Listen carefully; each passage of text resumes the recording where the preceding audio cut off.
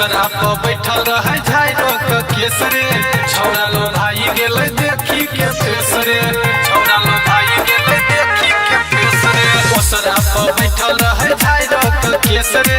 छौड़ा लो भाई गेले देखी के फेसरे काइल रहे हमारे जोर आई के न लेके भाई के ले गाँव के चोर हाला है एगो बेजोर भौजी के बहिन के ले गेले गाँव के चोर गाँव के चोर गाँव के चोर हाला है एगो बेजोर भौजी के बहिन के ले गेले गाँव के चोर भौजी के बहिन के बतैल कई संगतिया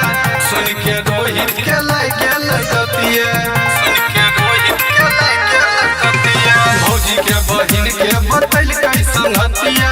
सुन के रोहित के लाई गेल गतिया शाम से हो गेल भोर पता नहीं चलल रहै के सारा चोर हाला है एगो बेजोर भौजी के बहिन के ले गेल गाँव के चोर। भाग्यश्री स्टूडियो पटना।